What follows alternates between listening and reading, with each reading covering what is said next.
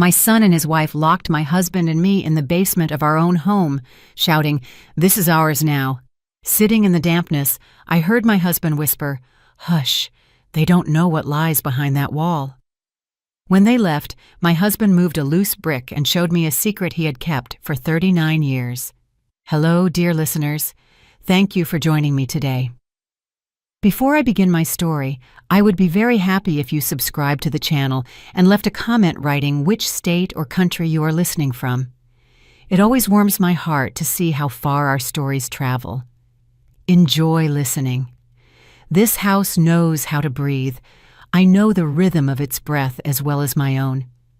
In the morning, when the first rays of the Georgia sun break through the old pecan trees in the garden, it takes a quiet, deep inhale, and dust motes dance in pillars of golden light.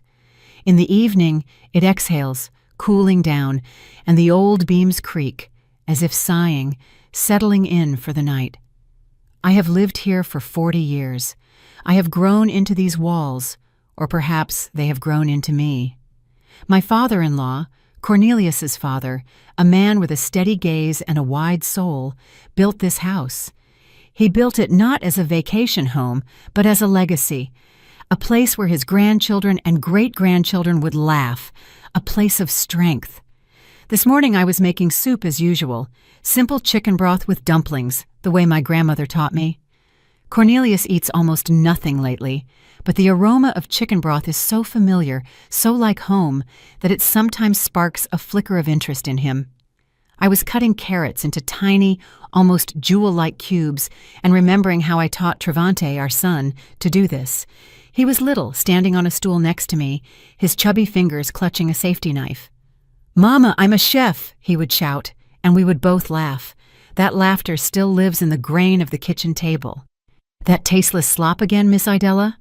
The voice of Kessia, Travante's wife, burst into my memories like a draft in a warm room. "We talked about this yesterday. The internet has a million recipes. Broccoli cream soup, gazpacho. Can't you master something new? It's for Travante. He needs proper nutrition." She stood leaning against the doorframe in her ecru silk robe, arms crossed over her chest. She never called me Mom, only Ms. Idella, with a cold politeness that was worse than outright rudeness. I didn't turn around. I just kept stirring the broth. "Your husband loves this soup," I answered quietly. "And his father loves it. Father doesn't understand anything anymore," she cut in. "But Travante deserves better. They have been living with us for 3 years, ever since Cornelius had his first stroke. At first, it seemed right. Family should be together, especially in hard times. I gave them the entire second floor, the master suite with the balcony overlooking the garden. Cornelius and I moved downstairs to his former study so he wouldn't have to climb the stairs. Gradually, their things, their habits, their smells, Kessia's sharp perfume, Travante's tart cologne, began to displace the air of this house. Last week, she moved grandfather's armchair without asking, the one with the worn armrests where my father-in-law used to read the Savannah Tribune.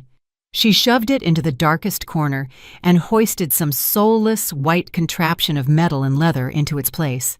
"It doesn't fit the modern interior," she threw over her shoulder at me. I said nothing then. I just went downstairs at night when everyone was asleep and stroked the old cracked leather of the chair the way one pets a faithful old dog. I remember how Travante used to fall asleep in it in his grandfather's arms, how I sat in it myself while pregnant, reading history books, dreaming of returning to my work at the archives when my son grew up a bit. But he kept growing, and then came Cornelius with his career, demanding constant attention, and my dream quietly gathered dust like old tomes in the attic. Cornelius lay in the study, staring at the ceiling. His body had weakened, but his mind sometimes flared with its former clarity, like an ember in a dying fire. I walked over, sat down next to him, and took his hand. His skin was dry and thin, like parchment. "How are you, my love?" I whispered. He slowly turned his head, his eyes focused on me. "They are noisy," he exhaled. Yes, they were always noisy. Their voices, their arguments about money, their loud laughter, All of it was alien to the quiet, grounded life of our home. Travante came down for lunch. He didn't say hello, sat at the table, and immediately stared at his phone. I placed a bowl of soup in front of him. He pushed it away. "Ma, we need to talk. Seriously." Kessia instantly materialized next to him, sitting opposite, folding her hands on the table. In her eyes was that predatory glint I had learned to recognize. It meant they were plotting something. "We've been thinking, with the inheritance and all these complications, bureaucracy," Travante began, not taking his eyes off the screen. "Father is in such a state. To avoid problems later, you should sign the house over to me now. A deed of gift. It's just a formality to simplify everything." My chest went cold, not from the words themselves, but from the casualness with which they were spoken, as if he were asking me to pass the salt. "No," I said. My voice didn't tremble. "This house belongs to your father and me. As long as we are alive, everything stays as it is." "So you don't want to simplify things?" Kessia leaned forward. "You want your only son to run around government offices later, gathering certificates when, well, you understand." "I understand everything," I replied, looking her straight in the eyes, "and that is exactly why the answer is no." Travante finally raised his head. There was no filial love in his gaze, only cold, angry irritation, as if I were not his mother, but an annoying obstacle in his path. "I don't understand what the problem is. We live here. We take care of Father." "You live in my house," I corrected him. "I take care of Father." At that moment, Cornelius appeared in the doorway of the living room. He stood leaning against the jamb, breathing heavily. He must have heard everything. His gaze was surprisingly clear. He looked not at me, but at Travante. "You..." His voice was weak, but every word rang in the ensuing silence. "You are a disgrace to our name. A disgrace." That word struck Travante like the crack of a whip. I saw his face contort. It wasn't just anger. It was the rage of a man touched in his sorest spot, his vanity, his right to bear the Dubois name, of which he was so proud. His whole life was built on that name. "What?" he screamed, jumping up so fast the chair fell with a crash. "A disgrace? Are you out of your mind? I am the only one continuing this name. This house, it is mine by right. It should have always been mine." He stepped toward his father. I jumped up, standing between them. "Travante, stop! No, enough! I am tired of this." His eyes were wild. "This is ours now."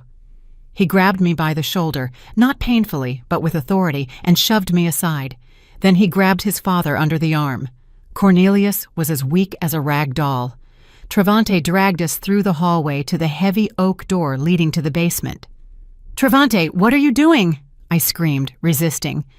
"You'll have time to think about your behavior," he growled. He threw the door open, and the smell of dampness and cold earth hit our faces.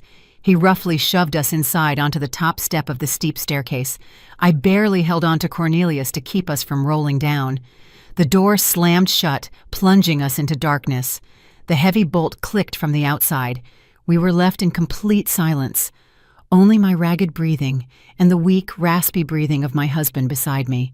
I sank onto the cold stone step, clutching Cornelius to me. The tears wouldn't come. Inside, everything had gone numb. Years of service, years of love. My whole life given to this boy, this house, this family. All of it ended here, in this dark, damp basement.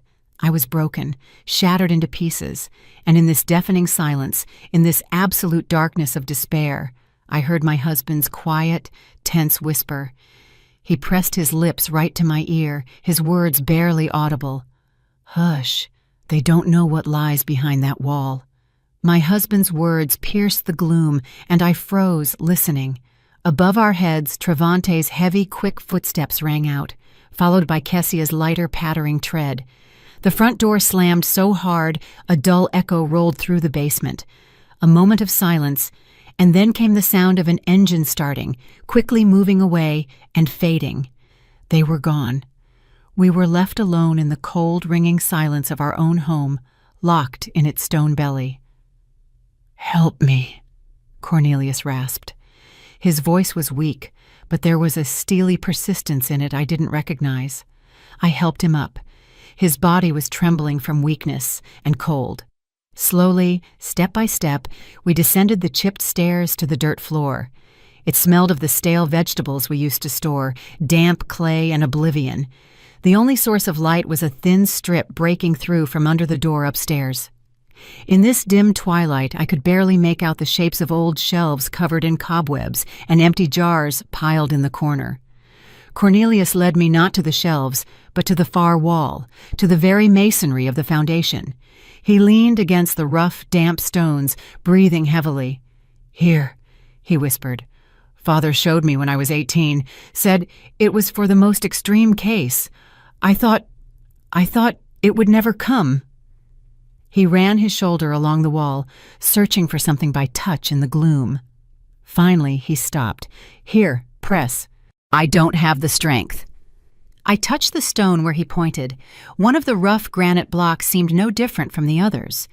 But when I pressed harder, it gave way, sliding inward with a quiet scraping sound. Behind it, a black square void opened up. Inside this niche, something dark lay hidden. I reached my fingers in and felt cold, smooth metal. It was a small tin box, an old tobacco tin, the kind popular in my childhood. I pulled it out. It was light, almost weightless. We returned to the steps and sat side by side. Cornelius took the box from me. His fingers struggled with the simple latch for a long time. Finally, with a quiet click, the lid opened. I expected to see anything. Old photographs, maybe a few gold coins hidden by my father-in-law for a rainy day. But inside there was nothing shiny, only a few yellowed papers folded in four. Cornelius took out the top document and unfolded it. Even in this faint light, I saw the official seal and faded violet ink. It was a birth certificate. "Read it," Cornelius said. I took the paper. It was fragile as an autumn leaf. The name written in calligraphy was unfamiliar to me. Cassius Thorne, place of birth. A prison hospital in Mississippi. A place I had only heard terrible stories about. Mother's name, dashed out. Father's name, Orion Thorne. "I don't understand," I whispered, looking at my husband. "That's me," he said quietly. "That is my real name." Something snapped inside me. For 40 years, I had lived with Cornelius Dubois, son of the esteemed Dr. Dubois, heir to a famous family, and now this fragile sheet of paper was telling me I didn't know the man I had shared a bed with, raised a son with, built a life with. He took out the next document. An adoption decree. Cassius Thorne adopted by citizen Dubois, Langston James. The new son is assigned the surname Dubois and the name Cornelius. Everything was certified with dry official stamps. The last item in the box wasn't an official paper, but a letter written in the familiar, confident handwriting of my father-in-law. Cornelius handed it to me. "Son," I read mentally, struggling to make out the words in the dark. "If you are reading this, it means dark times have come, and I am likely gone. I never told you the whole truth, fearing it would break your life. Your father, Orion Thorne, was a brilliant scientist, an honest and brave man. But in our country, honesty and courage often become a crime. He was slandered, labeled a threat to national security, a traitor, and he perished in prison. I was his friend and colleague. I promised him I wouldn't let his son be lost. I adopted you, gave you my name, my family, to protect you, to erase the brand of a traitor's son. Live with dignity, Cornelius. Wear the Dubois name with honor. But never forget whose blood flows in your veins. The blood of a brave man." I read to the end and slowly folded the letter. The cold that had started in the basement was now coming from within. It chilled me to the bone. All these years Cornelius lived with this secret. He feared the shadow of the past. He protected a name that wasn't his by birthright. And Travante, our son, he built his whole life, his entire pride, on this name. He boasted of his grandfather the doctor, his pedigree, his heritage, a heritage that didn't exist by blood. All the pain, all the humiliation of the last few years, all the insults I had swallowed like bitter medicine, all of it suddenly compressed into a single point in my chest. But it didn't explode in a scream or tears. It froze, turning into an icy, perfectly clear crystal. And in its cold facets, I saw everything with dazzling clarity. I was an archivist. I worked with documents, with facts, with histories people tried to forget or rewrite. I knew the value of truth locked in yellowed paper.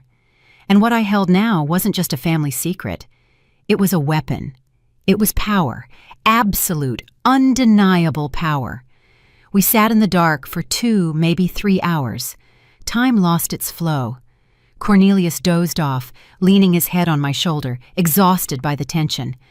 I sat motionless, staring into the darkness, and my mind, for the first time in years, worked precisely and silently, like a well-oiled machine.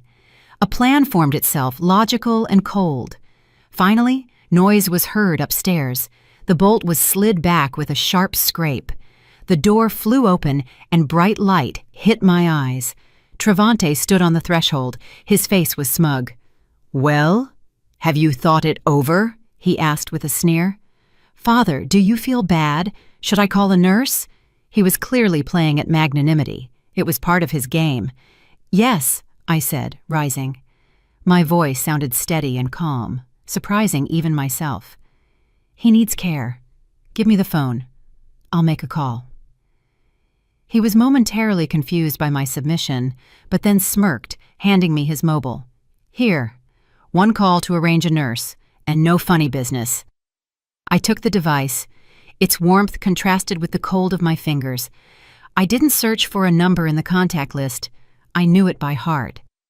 A few years ago, I had read an article in Essence magazine about a female attorney specializing in complex family cases and inheritance. She was described as a brilliant and uncompromising specialist. I memorized her name just because, just in case. As it turned out, not in vain. I calmly dialed the number. Travante looked down at me, expecting to hear my conversation with some caregiving service. A crisp female voice answered the phone. "Veda Sterling, speaking." "Ms. Sterling, good afternoon," I said, just as evenly and clearly. "My name is Idella Dubois. I urgently need your help." I arranged a meeting with Veda Sterling, and without changing my expression, handed the phone back to my son. He took it with lazy curiosity, scrolling the screen to check who I had called. The number was unfamiliar, without a name. He apparently decided it was a care agency, and complete satisfaction reflected on his face. He had won. The old mother was broken and submitted.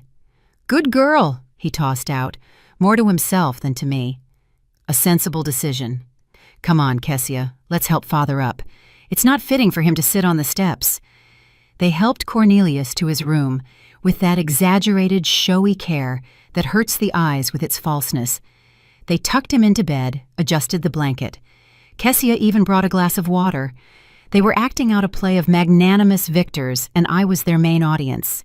I watched silently, and they mistook my silence for capitulation. That was their first and main mistake. In the following days, a strange, unnatural silence reigned in the house. I performed my duties with mechanical precision, cooking broths for Cornelius, cleaning rooms, doing laundry.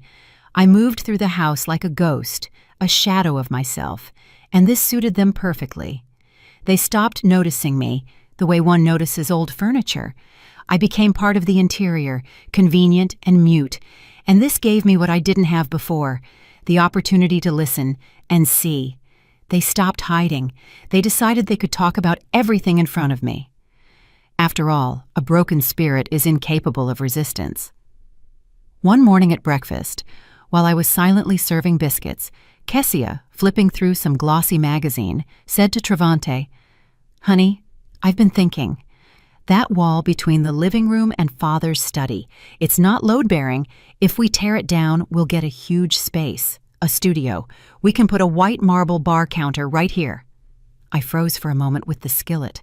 The wall she wanted to demolish. My father-in-law's desk stood against that wall, where he wrote his last medical journals. Against that wall, Cornelius taught little Travante to write his first letters. There, on the wallpaper, if you looked closely, you could still make out a faint pencil mark. Our son's height at 5 years old. She spoke of it as if it were just an annoying hindrance on the way to a bar counter. "Great idea," Travante responded, not looking up from his coffee. "The study will be free soon anyway, and the library? Well, the books can be sold for scrap or recycled. Who reads them nowadays? Recycled. Books my father-in-law collected all his life. Rare editions on Black history, leather-bound volumes with gold embossing, books signed by the great minds of the Harlem Renaissance. Recycled." I placed the plate of biscuits on the table. My movements were fluid. Not a muscle on my face twitched, but inside me, something cracked and broke off. The last shard of maternal illusion that there was still something left in my son of the boy who listened with delight as his grandfather read aloud to him. They saw my calmness and mistook it for apathy, for senile detachment. They didn't understand that this was the calmness of a surgeon studying the chart of a diseased organ with cold attention before picking up a scalpel. Every word, every gesture was for me a symptom of a disease, their disease, the name of which was greed and vanity. The apotheosis of their delusion came on Tuesday evening. They approached me as I sat by Cornelius's bed, reading old poems to him aloud. They entered with the same serious, concerned faces one wears when visiting the hopelessly ill. "Mom," Travante began in a tone full of fake sympathy. "Kessia and I have discussed everything. We understand how hard it is for you. All these worries, the house, father. You've laid your whole life down for us. You deserve a rest." Kessia immediately chimed in, placing her manicured hand on my shoulder. The touch was light, but I felt the cold seep under my skin. "We found a wonderful place for you, Ms. Idella, a senior living community, not some nursing home, no, an elite establishment. Just outside Atlanta, pine forest, a pond, 4 meals a day, medical care 24/7. You'll have your own cozy room. You'll be able to walk, read, socialize with people your age. We'll visit you on weekends." They looked at me, expecting gratitude. They sincerely believed they were doing me a favor. They were offering me, the mistress of this house, a cozy room in exchange for my past, my life, everything that was dear to me. They were proposing to tear me from the soil I had rooted into and transplant me into a government-issue pot so I would quietly wither there, not hindering them from building their life on the bones of mine. I raised my eyes to them. I looked at Travante, at his face so like my father's, and at the same time so alien. I searched in him for at least something, a shadow of doubt, a spark of shame, but found none. There was only confidence in his own righteousness and slight annoyance that he had to waste time on these sentiments. At that moment, the last drop of my maternal love died. It didn't evaporate in anger, didn't drown in tears. It simply ceased to be. As if a spring snapped in an old clock and the pendulum, swinging for 40 years, stopped forever. I looked at this man and saw before me not a son, but a stranger, a calculating, cruel stranger with my eyes. And this realization brought not pain, but a strange, cold liberation. I owed him nothing anymore, neither love nor forgiveness nor pity. "That is a very generous offer," I said quietly. My voice sounded hollow but steady. "I need to think." Of course, think about it," Travante rejoiced, clearly pleased the scene had passed without tears or reproaches. "We just want what's best for you." They left, leaving behind a trail of expensive perfume and absolute confidence in their victory. I remained sitting in the silence, broken only by the breathing of sleeping Cornelius. I looked at our photos on the dresser. Here we were young, at our wedding. Here we were with little Travante on the beach at Tybee Island. A whole life captured in these frames. A life built on love, sacrifice, and, as it turned out now, on lies. But even that lie was nobler than the ugly truth my son and his wife revealed to me today. I no longer felt like a victim. The feeling of resentment evaporated. leaving behind a void and a cold, ringing determination. They themselves erased everything that bound me to them. They freed me from the shackles of maternal duty. They underestimated me. They saw before them a weak old woman. They didn't know that quiet archives store documents capable of changing the course of history, and that a quiet woman who worked with those archives all her life knows how to use them. Tomorrow I have a meeting with Veda Sterling, and I will come to it not with a request for help, but with a ready battle plan. The next day I told Travante I needed to go into town, to the pharmacy for a rare medicine for father that wasn't available at our local one. He gave me money for a taxi with an air of performing an act of the greatest charity. Kessia even helped me put on my coat, straightened my collar, like one does with a child. "Don't be long, Ms. Idella. Lunch needs to be ready." I nodded and left the house, feeling their condescending gazes on my back. They were watching an obedient old woman heading out to run errands. They didn't know I was going to war. Veda Sterling's office was located in a modern building in downtown Savannah with high ceilings and quiet corridors. She herself turned out to be a woman of about 40 with a sharp, piercing gaze and a complete absence of fussiness. She didn't gasp, didn't offer sympathy. She listened. I spoke evenly, without emotion, laying out the facts, the humiliation, the demands, the deed of gift, the basement. When I finished, she was silent for a few seconds, looking at me. "Do you have any documents confirming your rights to the house?" she asked finally. Her voice was calm, but steel could be felt in it. "I have something more important," I answered, and took the tin box from my bag. I laid its contents on the polished table. The birth certificate in the name of Cassius Thorne, the adoption document, my father-in-law's letter. Veda put on her glasses and began to study the papers. She read slowly, attentively, as if absorbing every word. I saw her expression change. Professional interest was replaced by surprise, and then by the concentration of a strategist who has been dealt a winning trump card. She raised her eyes to me. There was no longer simple concern in them. There was excitement. "Mrs. Dubois, this changes everything. Absolutely everything.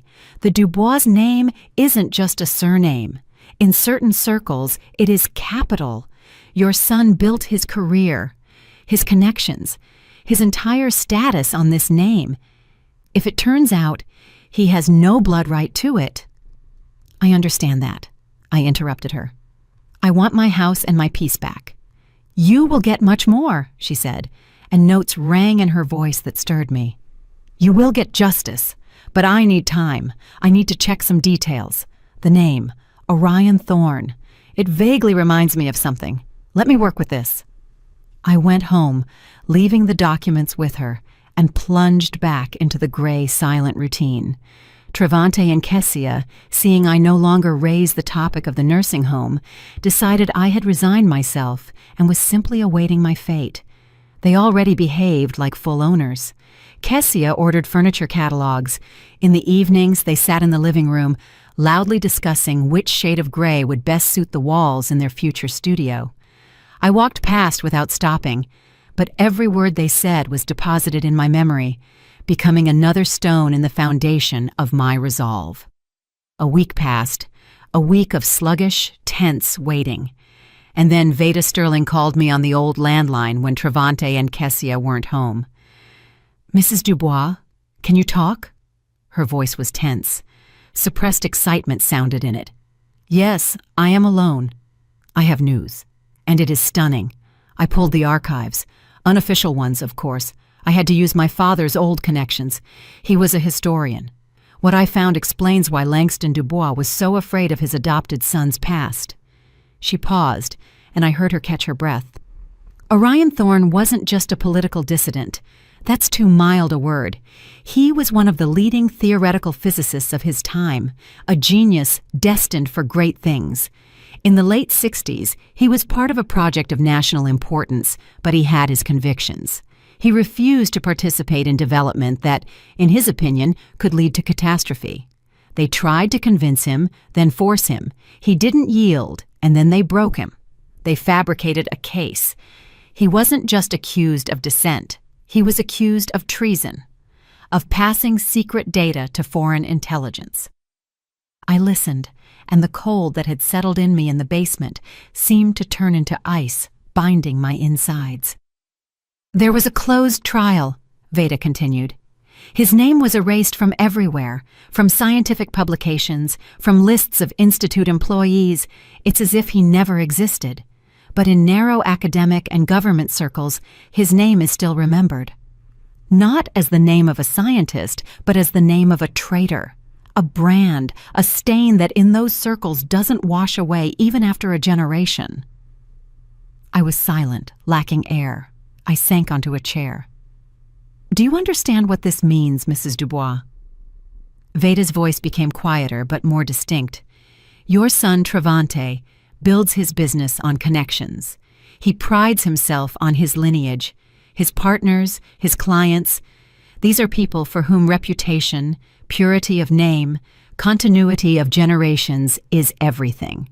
They do business with the grandson of the renowned Dr. Dubois.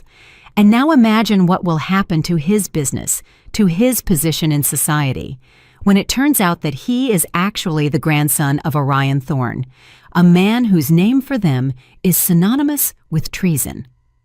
There it was. That was the weapon I had thought of. But it turned out to be not just a pistol. It was a bomb capable of not just winning back my house, but destroying the entire world my son had so carefully built for himself. This won't just strip him of his inheritance, Veda finished. This will destroy him socially, professionally, financially. He will become an outcast, a pariah. For him and his wife, that is worse than death. I hung up the phone. I sat in the kitchen in silence. The sun shone through the window. A geranium bloomed in a pot on the windowsill. Everything was as always, but the world had changed. The stakes in this game had risen to the heavens. It was no longer about an old house and a humiliated mother. It was about the total destruction of my son's life. And I felt no horror, no pity, no maternal instinct that should have screamed inside me, protecting my child, whatever he might be. No, I felt only cold, eerie satisfaction, a sense of perfect, calculated justice. You wanted to take my house. You wanted to throw me into a home. You wanted to erase my life like an unnecessary entry in a book. Fine, let's see what it's like when your life is erased, when your whole existence, built on pride and lies, turns to dust from a single breath of truth. I stood up and walked to the window. I looked at the garden I had planted with my own hands, at the old pecan tree under which little Travante played. I was saying goodbye to him, not to the man who now lived on the second floor, but to that boy I once loved more than life itself. Saying goodbye forever because I knew I would pull the trigger without hesitation. I stepped away from the window when I heard the sound of a car pulling up. They were back. My heart didn't flutter. It beat evenly, coldly, measuring out the seconds until the beginning of the end. I went out into the hallway to meet them, not as a servant, but as the mistress of the house. For the first time in months, I squared my shoulders. They entered laughing, laden with bags from expensive stores. Kessia held a roll of wallpaper samples. They were in a great mood. "Ms. Idella, you're here," Kessia tossed out, not looking at me. "Travante, look, this pearl shade will look perfect in the foyer." They didn't even notice how I had changed.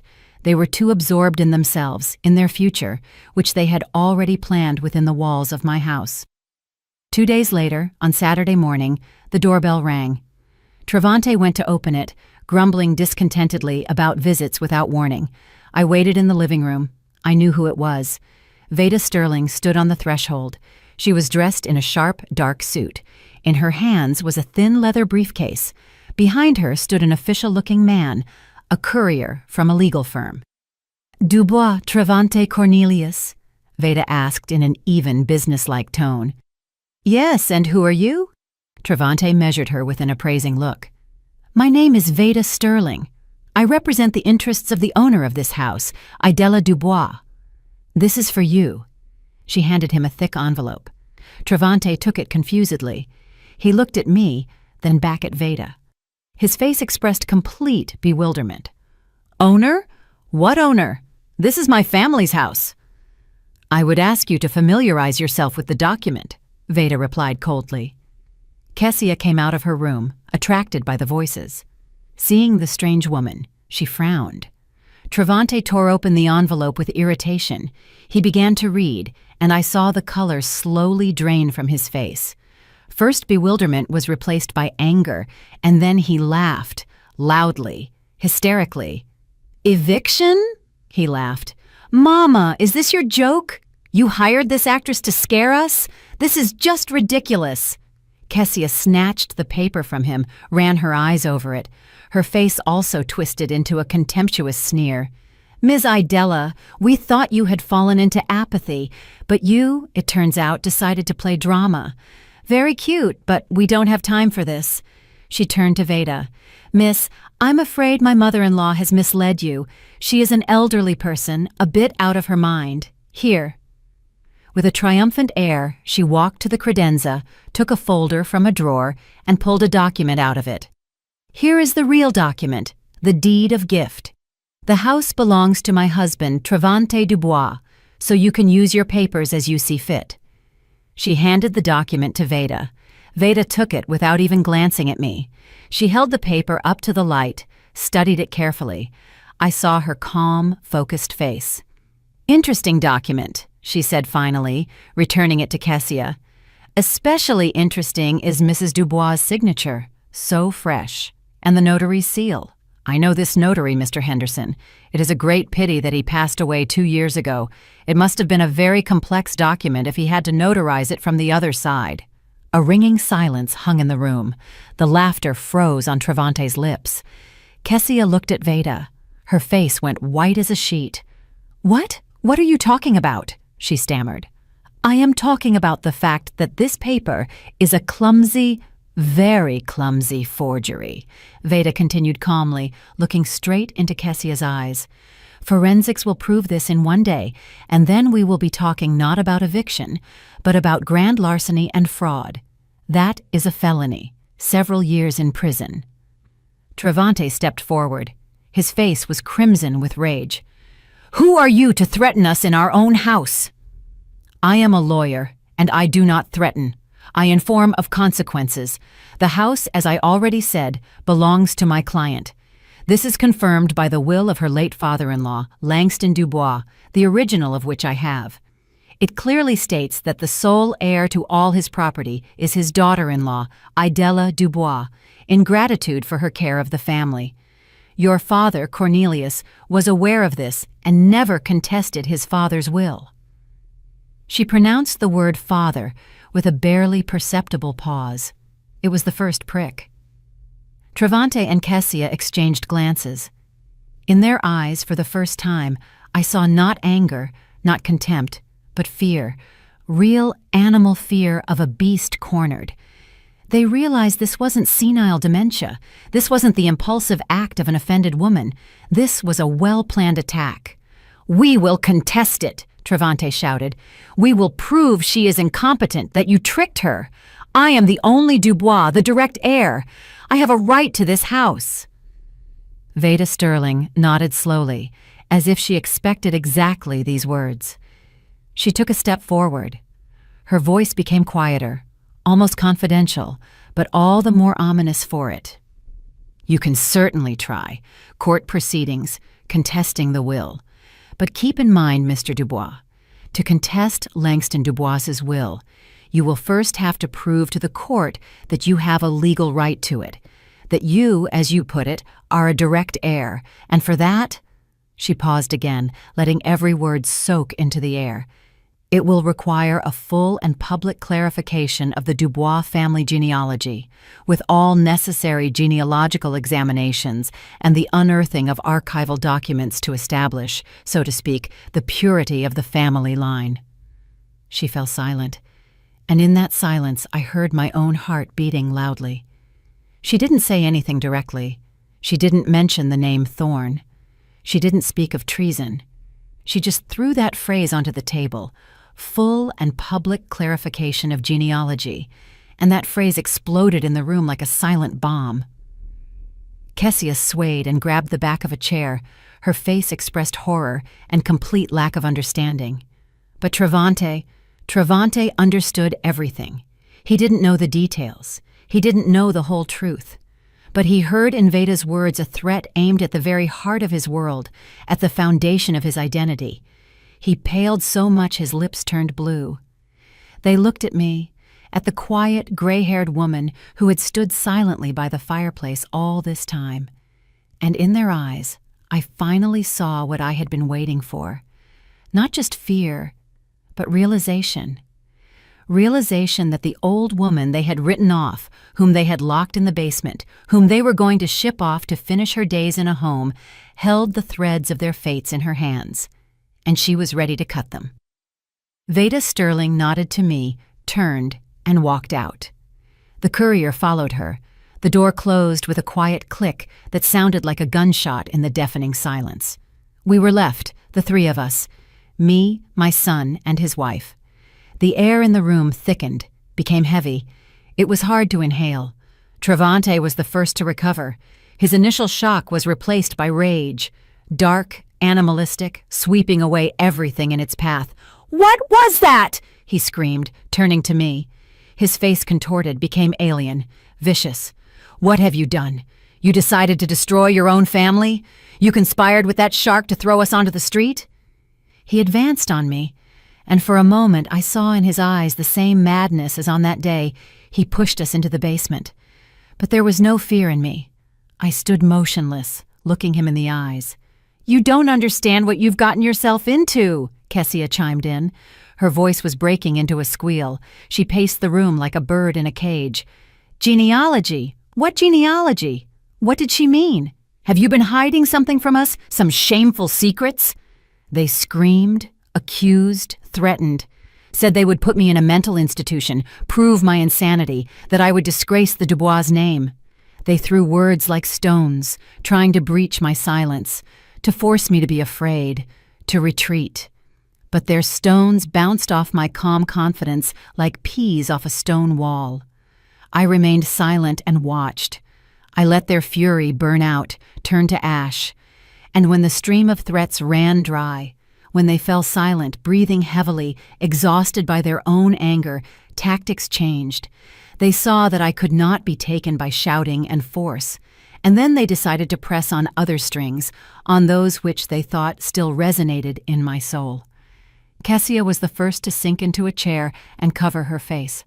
Her shoulders shook in soundless sobs. It was an act, I knew, but a skillful one. "Ms. Idella, Mama," she sobbed. "How can this be? We are family. We love you. We wanted what was best. We thought about your future, your peace of mind. Yes, maybe we were wrong, we got heated, but is it worth destroying everything over this?" Travante walked over and squatted in front of me. He tried to take my elbow, but I pulled away slightly, and he removed his hand. He looked up at me. There was no more rage in his eyes. Now feigned grief and filial hurt splashed there. "Mama," he said quietly, soulfully, "remember everything that happened. Remember how you raised me. You gave me everything. You sacrificed your career, your dreams, for me, so that I would become who I am. Can you really destroy all of that yourself now? Were all those sacrifices just to kick me out of my own home in the end?" He spoke of my sacrifices. He who had never appreciated them in his life. He who took them for granted. Now he pulled them out like an old dusty banner, trying to hide behind it. "I am your son, Mama." His voice trembled, and this time it seemed almost sincere. "Fear is a good actor. Your only blood, your continuation. Everything I do for the future of our family, our name, so that the Dubois name sounds even louder. That is your honor too, father's honor, grandfather's honor." He spoke, and I looked at him. And for the first time in all this time, I felt something other than cold anger and determination. It was pity, deep, piercing, almost unbearable pity, not for my son, but for this man sitting at my feet, for a man whose life turned out to be a house of cards built on the sand of someone else's surname. He clung so desperately to this name, to this myth, because he had nothing else. Without the Dubois name, he was a nobody. He waited for an answer. He waited for tears, reproaches, maybe even forgiveness. He waited for the maternal heart to falter. But it was silent. It had turned to stone that day in the basement. I sighed slowly, and when I spoke, my voice sounded in the silence of the room so calm and distinct that they both flinched. "The house is the least of your problems, Travante." He looked at me uncomprehendingly. "You have lived your whole life," I continued, looking him straight in the eyes, never looking away, "appropriating a legacy that was never yours. The respect you demanded, the name on which you built your life, your business, your pride, all of it is a ghost." I fell silent. I didn't explain anything. I didn't name Thorne. I didn't tell the story of his real grandfather. I just left that phrase hanging in the air between us. A ghost.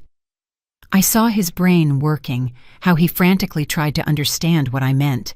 I saw fear begin to take shape in his eyes, the shape of something unknown, but monstrous. "What? What are you saying?" he whispered. "What legacy? What name? I am a Dubois. My father is Cornelius Dubois. My grandfather is Langston Dubois." "Your grandfather, Langston Dubois, was a great man," I said quietly, "and very noble. He gave your father his name to save him. And you turned that name into a commodity, a shield for your vanity, and you disgraced it. Father was right." I let him figure out the rest himself. I knew my son's imagination. I knew his greatest fears, the fear of being a nobody, the fear of turning out to be an imposter. I saw those fears coming to life in his eyes now, fueled by my silence. He could imagine anything. Illegitimacy, a secret shame in the lineage, any dirt that could stain the shining name of the Dubois family. And any of those guesses was torture for him. I gave him this food for thought, this poison that would slowly poison him from the inside. The horror of the unknown was my strongest ally. Kessia looked from me to her husband, understanding nothing. She only saw that her strong, confident Travante was sitting on the floor, crushed by a few of my phrases. I stood up. I felt very tired, but at the same time surprisingly light. "You were given 3 days to move your things out," I said, heading for the door of my room. "I would advise you not to waste this time on arguments." I entered the room and closed the door behind me. I didn't hear what they said after that. I just went to the bed where Cornelius was sleeping and sat down next to him. I took his hand. It was warm. I looked at his peaceful face and thought about what a heavy burden he had carried all his life, and what a terrible price our son paid, because that burden was never lifted in time. 3 days passed in a thick, tense silence. They didn't move out. I saw them whispering for hours, locked in their bedroom. Their phones didn't stop ringing. I knew they wouldn't give up. They were preparing their last desperate move, and I was ready for it. On the evening of the 3rd day, Travante entered my room. He was dressed in an expensive suit. His face was pale but determined. A kind of feverish, unnatural confidence had appeared in him. "Tomorrow at 11:00 a.m. at our townhouse," he said in a clipped voice. "Family council. Everyone will be there. Uncle Peter, Aunt Vera, my main business partners. You must be there, and bring your lawyer too. Let's see who wins." He turned and left without waiting for an answer. It was a challenge, their final gambit. They decided to move the battlefield to their territory, surround themselves with allies, and crush me with public opinion. They were going to stage a show trial where I would be the accused, out of my mind. A vengeful old woman who had fallen under the influence of a predatory lawyer. They wanted to declare me incompetent and thus take control of both me and the house. It was a smart move. But they underestimated me again. The next day, precisely at 11:00, Veda Sterling and I entered the living room of their city apartment. It was a huge, faceless space furnished with expensive but cold furniture. And it was full of people. Our relatives were here, whom I hadn't seen for several years. Cornelius's cousin Peter, an important city official, his wife Vera, draped in pearls. There were also people unfamiliar to me with hard business faces, obviously those very partners whose opinion Travante valued so much. Travante and Kessia stood in the center as masters of the situation. Kessia was pouring water into glasses, portraying the gracious hostess. Travante carried himself with that emphasized solidity that was supposed to inspire trust. When we entered, all conversation ceased, all eyes turned to me. I felt their curiosity, judgment, pity. To them, I was the cause of an awkward family drama. Veda and I sat on the offered chairs a little to the side. I was silent. My heart beat evenly. I felt no fear. I felt at home, in my archive, before laying out old documents on the table to restore the truth. Travante began to speak. His voice was full of sorrow and nobility. He spoke of how he loves and respects his mother, how hard it is for him to see her condition.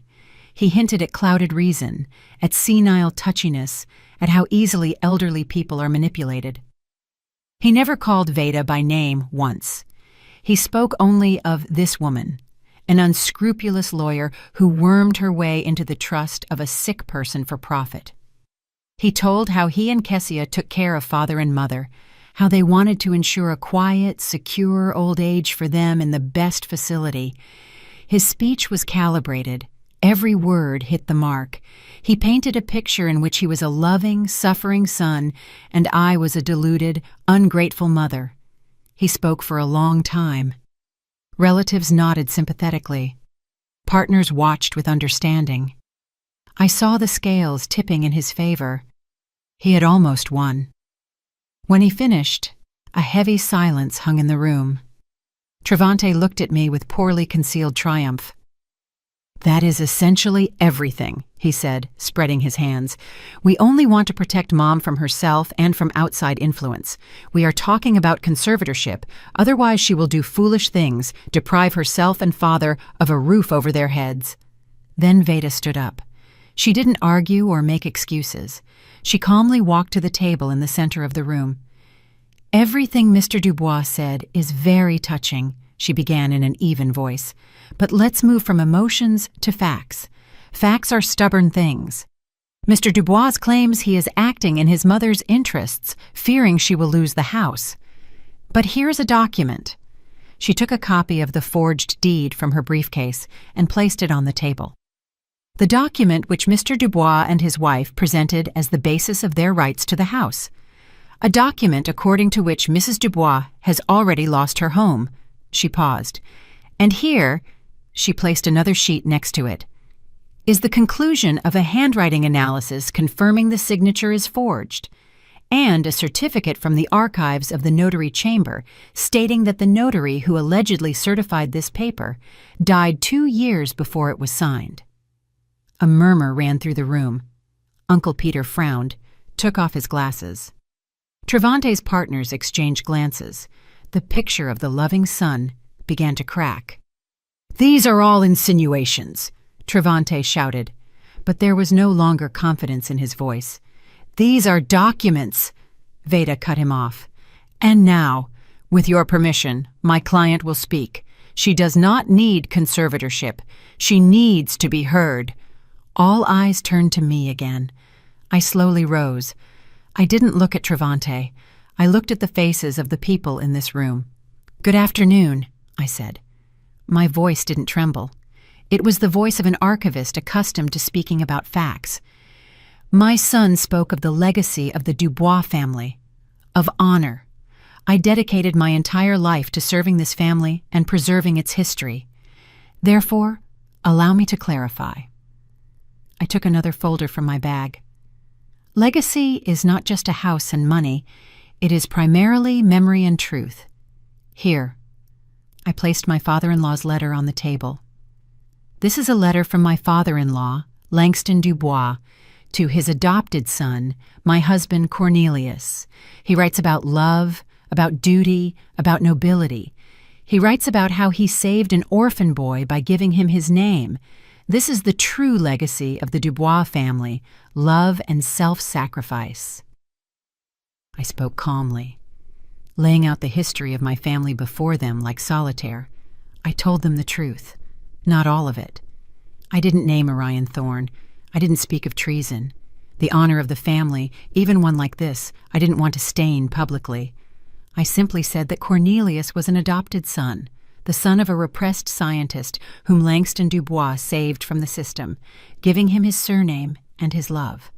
Langston left this house to me, I pointed to the copy of the will, because he believed I would preserve his spirit, the spirit of a family built not on blood, but on love.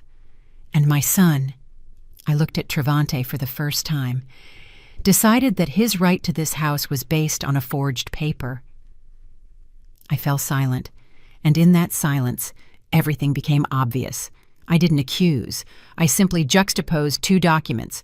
On one side, a letter breathing love and nobility, the real history of the family. On the other, a fake deed, breathing greed and deceit. I contrasted genuine legacy with entitlement. It was the end. I saw it on their faces. Uncle Peter slowly stood up, walked to the table, took my father-in-law's letter, read it. Then he looked at Travante with such contempt that he shrank. The business partners silently rose from their seats and, without saying goodbye, headed for the exit. They wanted nothing to do with a man who not only turned out to be a fraudster, but wasn't a real Dubois. His main capital, his name, turned to dust before their eyes. Kessia stood clutching her husband's arm. Her face was gray with horror. She looked at the departing guests, at the ruins of their world. And I think, at that moment, she hated him. Travante stood in the middle of the room completely alone. He was broken, destroyed, and not by a court, not by the police. He was destroyed by the truth which I, carefully, like an archivist, had brought to light. His final gambit turned into a public execution he had arranged for himself.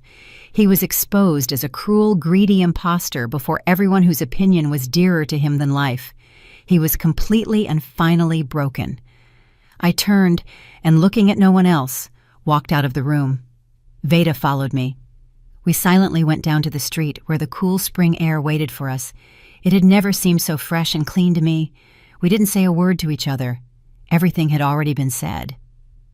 6 months have passed.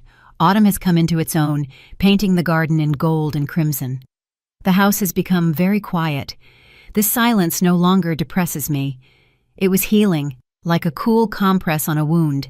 It was filled with light penetrating the washed windows, the smell of pecans, and the quiet ticking of the old clock in the living room. Cornelius passed away at the end of summer, quietly, in his sleep, in his bed. His exhausted heart simply stopped. I held his hand until the very end. We didn't talk about Travante. We didn't talk about the past. We talked about our youth, about our first date in Forsyth Park, about how funny he looked trying to fix a leaky faucet. We said goodbye, and when he left, I mourned him. Not the husband bearing someone else's name, but my Cornelius, the only man I loved. I buried him next to his adopted father, Langston Dubois. Two noble men, whose stories turned out to be so closely intertwined, now lay side by side. Travante was not at the funeral. He and Kessia disappeared. They moved out of the city apartment, selling it to pay off debts I hadn't even suspected. Their world, built on the prestige of the Dubois name, collapsed in a single day. Partners turned away. Friends stopped answering calls. The society in which they so wanted to shine expelled them. I heard from distant relatives that they moved to some small provincial town in Alabama, where Kessia found a job as a receptionist in a beauty salon. Nothing was heard of Travante. He didn't call, didn't write. For me, he simply ceased to exist, like the ghost I once spoke of. I felt neither gloating nor hatred, only emptiness in the place where maternal love used to be. Today I went down to the basement, but it was no longer the dark, damp crypt where my rebirth once began. I hired workers. They cleaned it out, whitewashed the walls, installed bright lighting. Along the walls now stood not dusty shelves with jars, but new pine ones, smelling of resin. In the center, a large, sturdy work table, my table. This basement, once my prison, became my sanctuary, my personal archive, the place where I finally returned to myself. I slowly laid out old photographs, letters, documents on the table. All my life, I had been the keeper of other people's stories, the history of the Dubois family, the history of my husband, the history of my son. I carefully collected them, cataloged them, protected them. Now the time has come to collect my own. I took a new album with blank pages in a hard leather binding. On the first page, I neatly placed Langston Dubois's letter, a document about love and nobility that became the cornerstone of this story. Next to it, I placed a photograph, not my wedding one, not a photo with my son, but another, small, black and white one taken many years ago. In it, a young girl with glasses and short hair sits at a desk piled with old tomes, looking into the lens with delight. That was me, Idella, a 20-year-old history student at Spelman College, in love with her profession, full of hopes and plans. The me I had buried myself under the rubble of family obligations and sacrifices. I looked at this girl and smiled. I had been walking back to her for so long, through 40 years of serving others, through betrayal and pain, through the cold of the basement. I finally found her. I was no longer just a keeper. I became an author. The author of my own story, in which I myself decided what was important and what needed to be left in the past. I didn't cross anything out of it. Neither the joy of motherhood nor the bitterness of disappointment. But now I placed the accents myself. I gave events the meaning I considered true. I finished my work and walked to the small high window of the basement, which the workers had cut through at my request. It looked straight out into the garden. From down here, the world looked different. I saw not the trunks of trees, but their roots going deep into the earth. I saw fallen leaves that would become soil for new life in the spring. I placed a cup of hot tea on the windowsill. The aroma of Earl Grey mixed with the smell of earth and wilting foliage.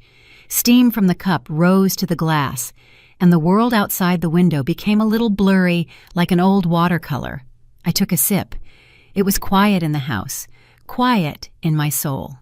For the first time in many, many years, I didn't feel like someone's wife, someone's mother, someone's daughter-in-law.